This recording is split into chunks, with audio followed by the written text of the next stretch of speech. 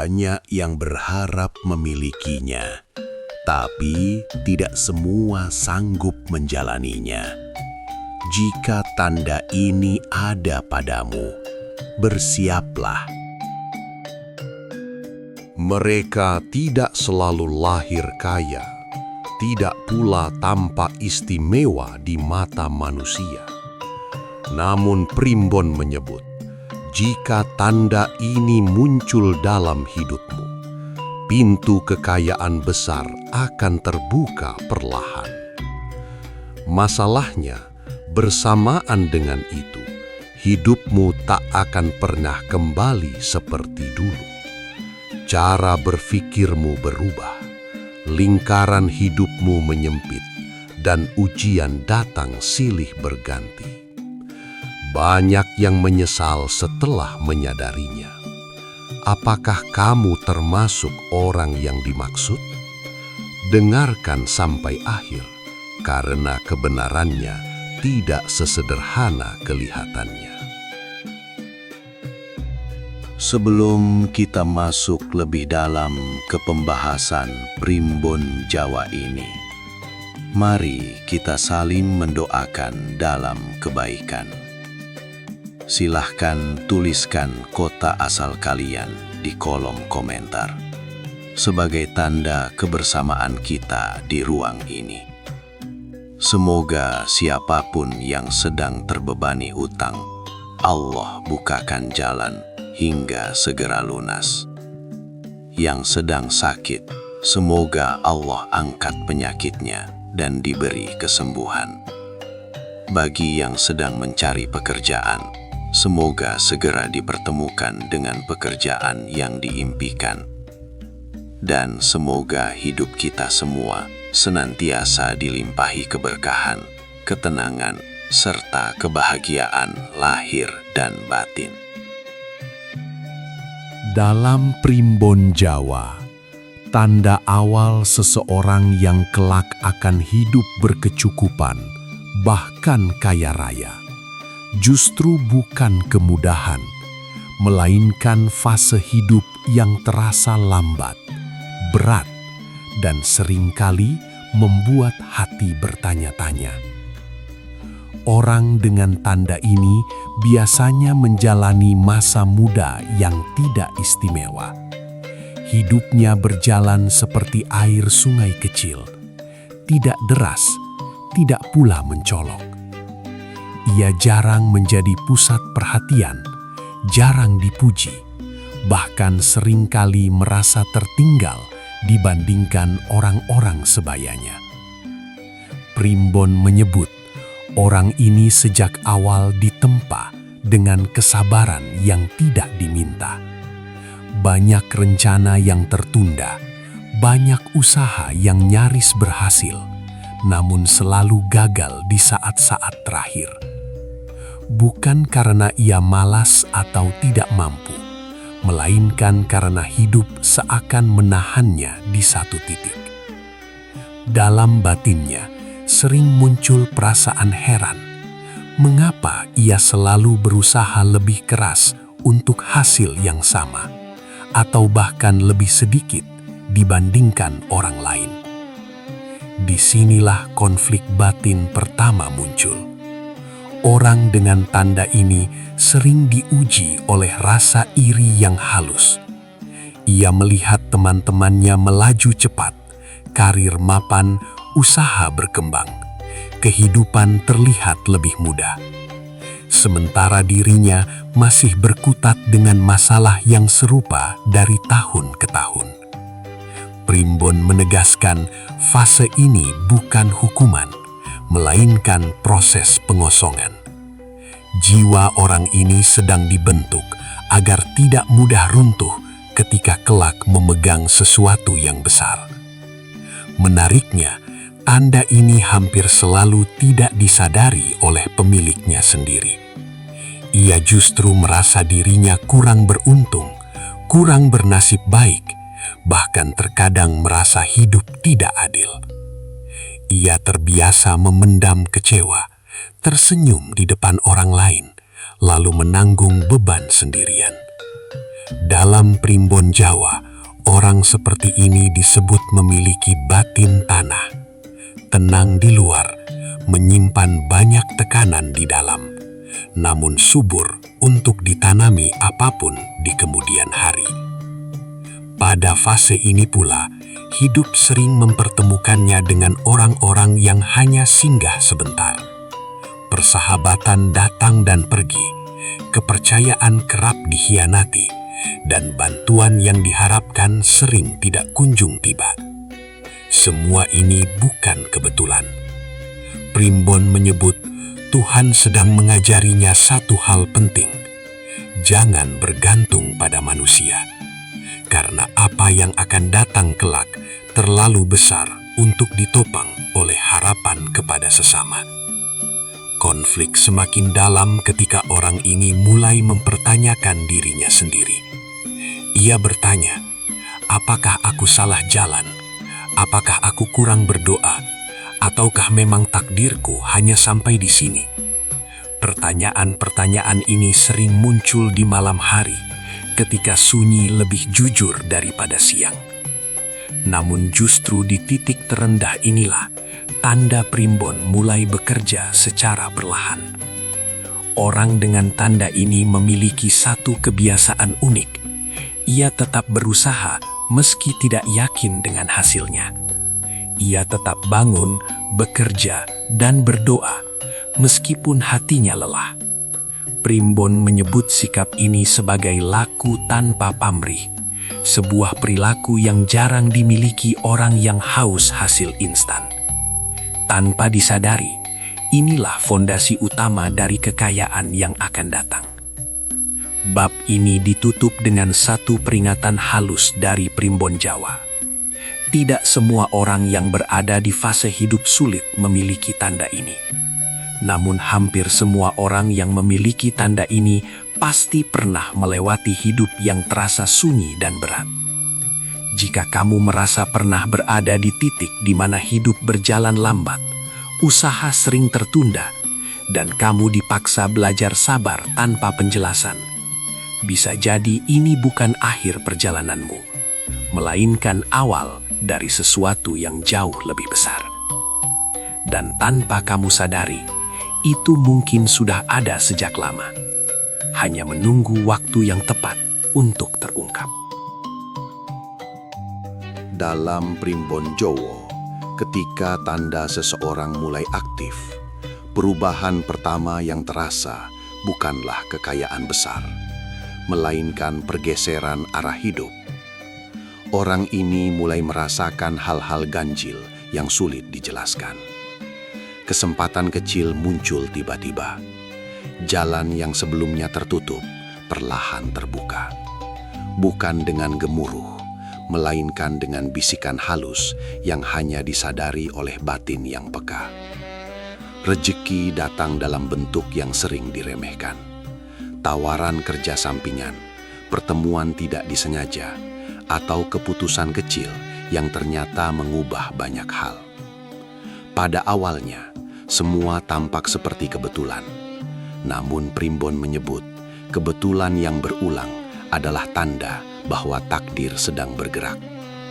Orang ini mulai merasakan hidupnya tidak lagi berjalan lurus, tetapi berbelok ke arah yang tidak pernah ia rencanakan.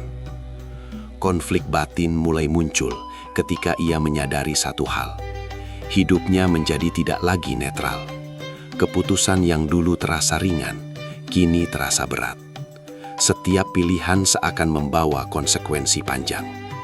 Ia mulai berhati-hati dalam berbicara, memilih dengan siapa ia berbagi cerita, dan menimbang setiap langkah. Primbon menyebut fase ini sebagai masa sadar, saat seseorang mulai menyadari bahwa hidupnya sedang diarahkan ke sesuatu yang lebih besar. Perubahan juga terjadi dalam hubungan sosial. Orang-orang yang dulu dekat mulai terasa menjauh, bukan karena pertengkaran, melainkan karena perbedaan frekuensi hidup. Sementara itu, orang-orang baru muncul dengan kehangatan yang terasa aneh. Terlalu cepat akrab, terlalu banyak bertanya, dan terlalu tertarik pada kemajuan hidupnya. Disinilah ujian dimulai. Primbon memperingatkan bahwa tidak semua yang datang membawa niat baik. Di sisi lain, muncul rasa takut yang tidak pernah ia rasakan sebelumnya. Bukan takut kekurangan, melainkan takut kehilangan. Ia mulai berpikir, bagaimana jika ini semua berhenti? Ketakutan ini halus, tetapi berbahaya. Dalam primbon Jawa, rasa takut kehilangan adalah pintu masuk bagi kegelisahan yang bisa merusak keseimbangan batin. Menariknya, saat rejeki mulai datang, masalah pun ikut muncul. Tanggung jawab bertambah, tuntutan meningkat, dan waktu terasa semakin sempit. Banyak orang mengira rejeki akan membuat hidup lebih ringan, padahal bagi pemilik tanda ini, hidup justru terasa lebih berat. Primbon menyebutnya sebagai beban amanah. Rejeki tidak datang untuk dimanjakan, tetapi untuk diuji. Konflik batin semakin kuat ketika ia mulai membandingkan dirinya dengan masa lalu. Ia rindu hidup sederhana yang bebas dari beban, tetapi ia juga sadar tidak bisa kembali. Setiap langkah maju seakan menutup pintu ke belakang. Disinilah banyak orang gagal. Mereka mencoba mempertahankan dua dunia sekaligus, dunia lama yang nyaman dan dunia baru yang menuntut kedewasaan. Primbon menegaskan, dua dunia itu tidak bisa berjalan berdampingan. Pada fase ini, orang dengan tanda ini sering mengalami kelelahan batin, bukan karena kerja keras semata, melainkan karena pikiran yang terus bekerja. Ia mulai mempertanyakan niatnya sendiri. Apakah aku masih berjalan di jalan yang benar? Pertanyaan ini bukan tanda kelemahan, melainkan tanda bahwa jiwanya sedang tumbuh. Primbon Jawa mengajarkan bahwa rejeki yang datang bersamaan dengan kegelisahan adalah pertanda bahwa seseorang sedang diajari tanggung jawab. Jika ia mampu menjaga niat, menahan diri dari pamer, dan tetap rendah hati, maka rejeki akan menguat. Namun jika ia tergoda untuk mencari pengakuan, maka yang datang bukan kekayaan, melainkan ujian yang lebih berat. Bab ini berakhir dengan satu pesan sunyi dari Primbon.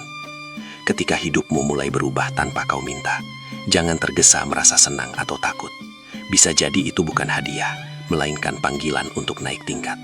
Dan tidak semua orang kuat menerima panggilan itu. Pada titik ini, hidup pemilik tanda tidak lagi sama. Ia sudah melangkah terlalu jauh untuk kembali, tetapi belum cukup kuat untuk merasa aman. Dan justru di wilayah abu-abu inilah, ujian sesungguhnya akan dimulai. Menurut Primbon Jawa, ketika seseorang mulai mendekati fase kekayaan besar, ujian yang datang justru bukan berupa kekurangan, melainkan perubahan hidup yang drastis namun sunyi. Inilah ujian yang paling sering tidak disadari sebagai ujian.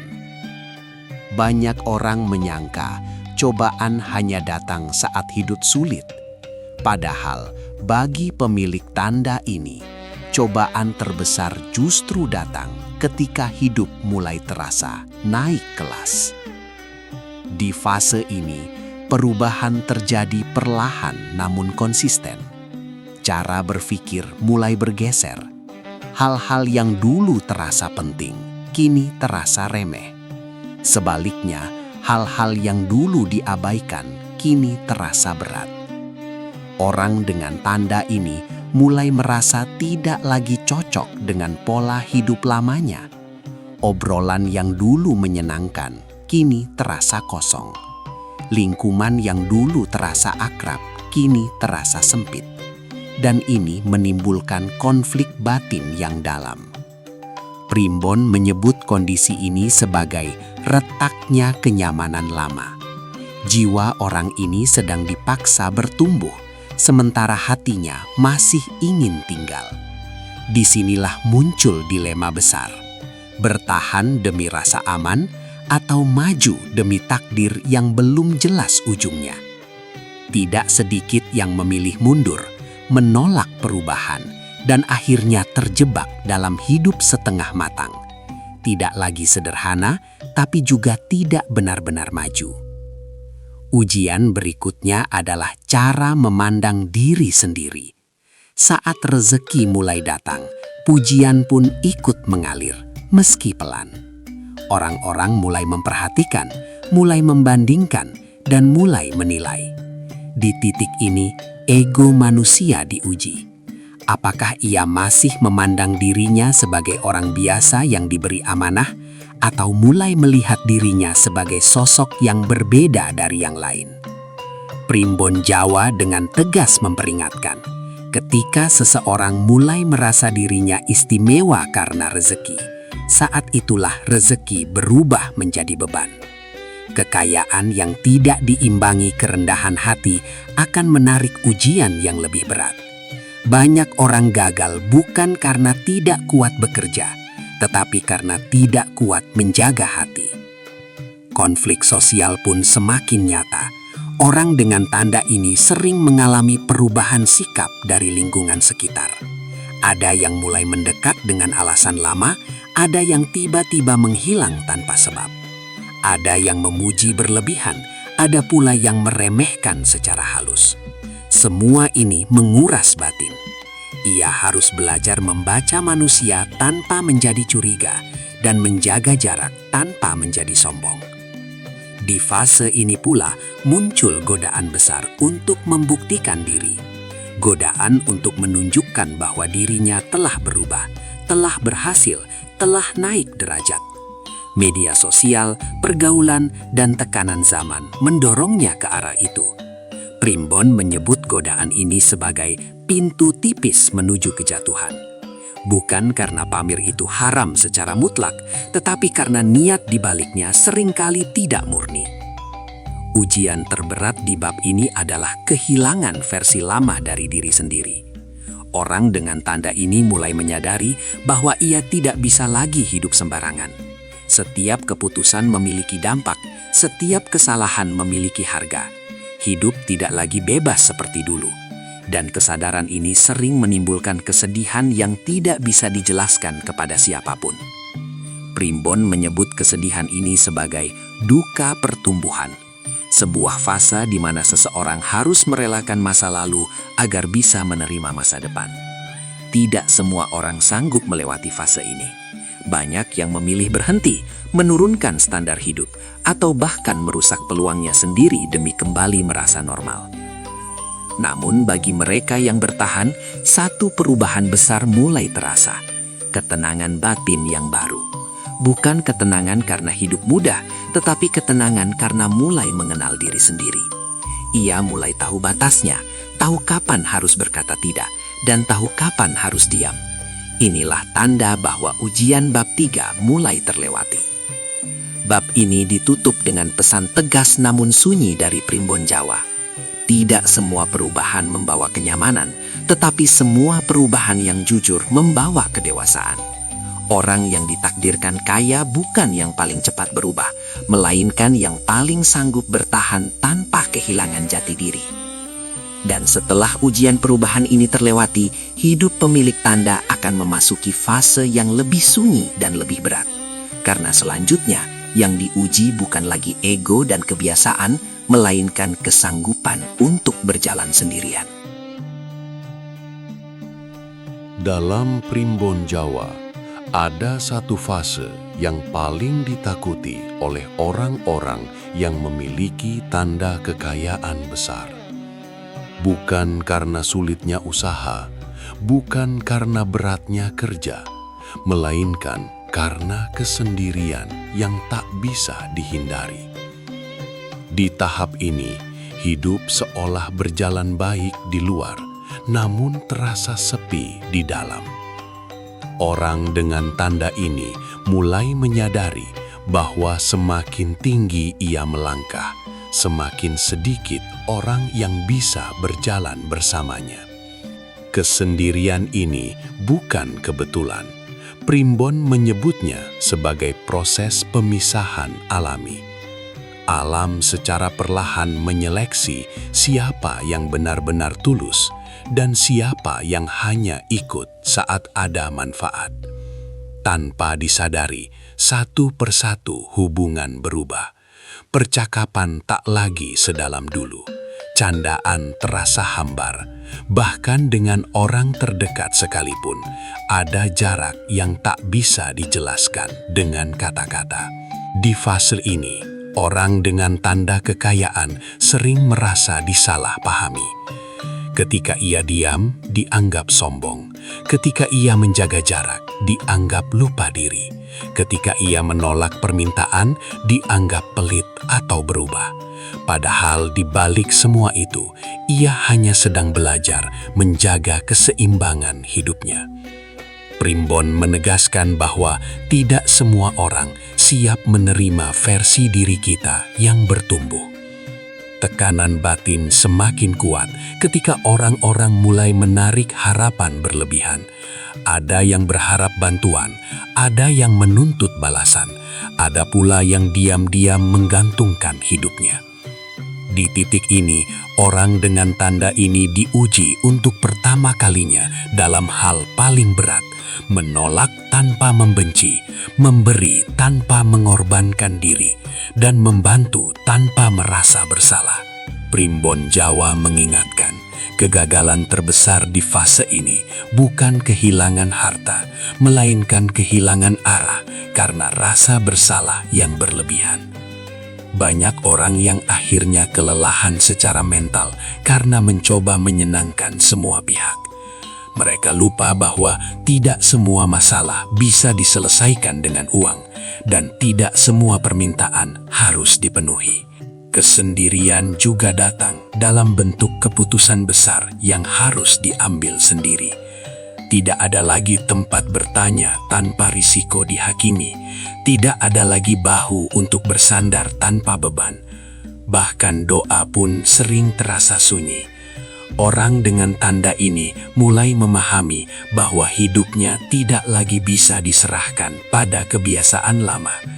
Setiap langkah harus dipikirkan, setiap keputusan harus dipertanggungjawabkan. Primbon menyebut fase ini sebagai mlaku dewe, berjalan sendiri. Sebuah fase yang hanya dialami oleh mereka yang dipersiapkan untuk memegang amanah besar. Tidak semua orang sampai di sini, dan tidak semua yang sampai mampu bertahan. Banyak yang mundur menurunkan potensi hidupnya atau sengaja membuat kesalahan agar kembali diterima lingkungannya. Di titik terendah kesendirian ini muncul satu godaan paling berbahaya, menukar ketenangan dengan keramaian palsu. Godaan untuk kembali ke lingkungan lama, ke kebiasaan lama, ke validasi semu. Primbon menyebut ini sebagai ujian balik arah. Sekali seseorang memilih kembali hanya demi diterima, maka jalan takdirnya akan tertunda, bahkan bisa terhenti. Namun bagi yang mampu bertahan, sebuah kesadaran besar mulai tumbuh. Ia mulai memahami bahwa kesendirian bukan hukuman, melainkan ruang pemurnian. Di ruang inilah niat diuji, tujuan diperjelas, dan hati diperkuat.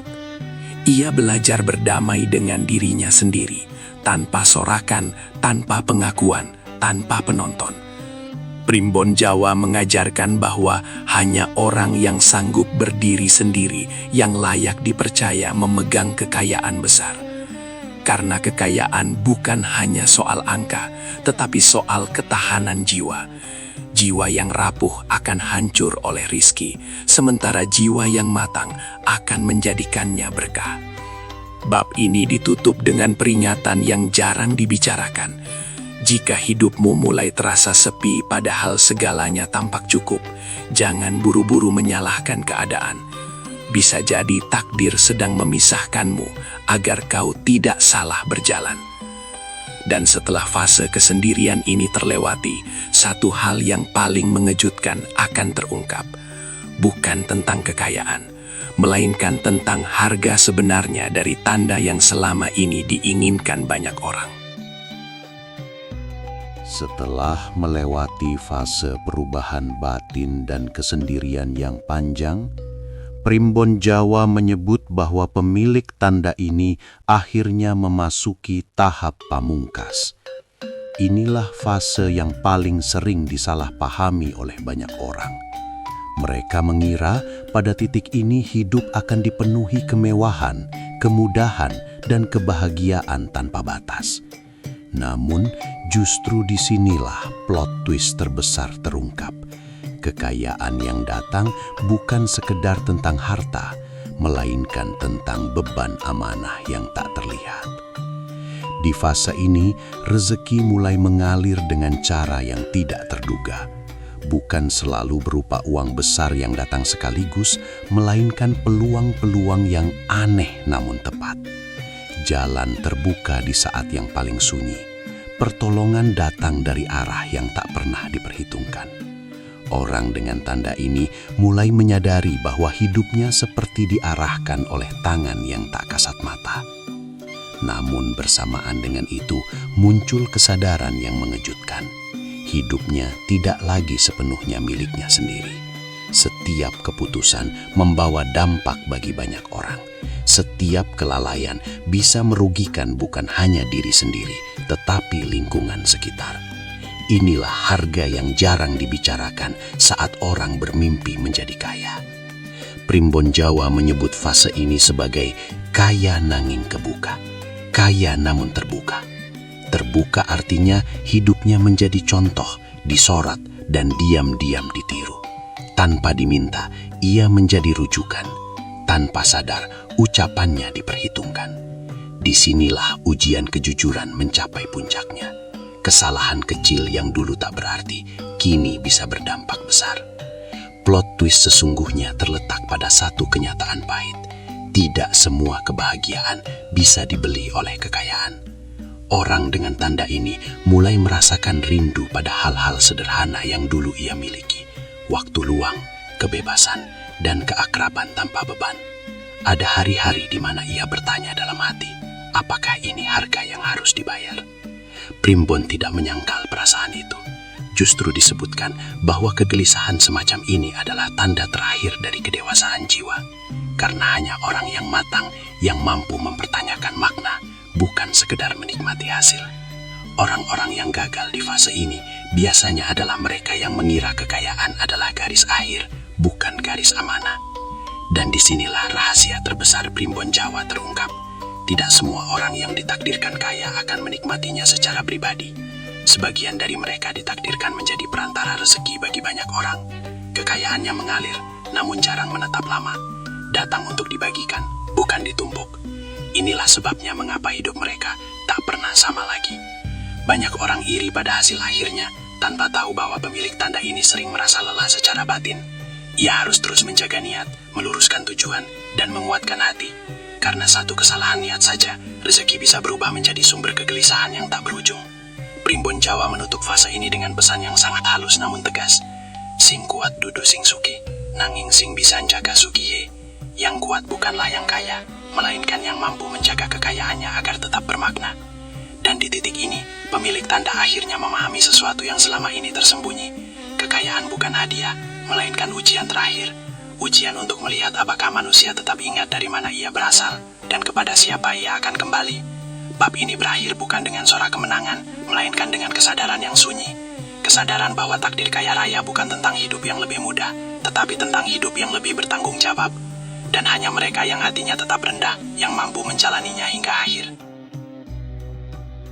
Sebagai penutup, marilah kita pahami bahwa seluruh pembahasan Primbon Jawa ini hanyalah bahan renungan, bukan pedoman mutlak dalam menentukan arah hidup. Takdir, rezeki, dan masa depan sejatinya berada sepenuhnya dalam kehendak Allah Subhanahu wa Ta'ala. Apapun tanda yang mungkin kita miliki, jangan sampai membuat hati merasa tinggi atau merasa paling istimewa. Kekayaan sejati bukanlah tentang seberapa banyak yang dimiliki, melainkan seberapa mampu kita menjaga iman, adab, dan rasa syukur di tengah kelimpahan maupun kekurangan. Jika pembahasan ini membuka sudut pandang baru dan menjadi pengingat agar kita lebih berhati-hati dalam menjalani hidup, silahkan dukung dengan menekan tombol like dan subscribe, agar lebih banyak renungan dan pelajaran hidup yang bisa terus dibagikan. Terima kasih telah menyimak hingga akhir. Semoga Allah senantiasa melimpahkan keberkahan, melapangkan rezeki, menenangkan hati, serta membimbing langkah kita semua di jalan yang diridhoinya. Sampai jumpa di video berikutnya, insya Allah.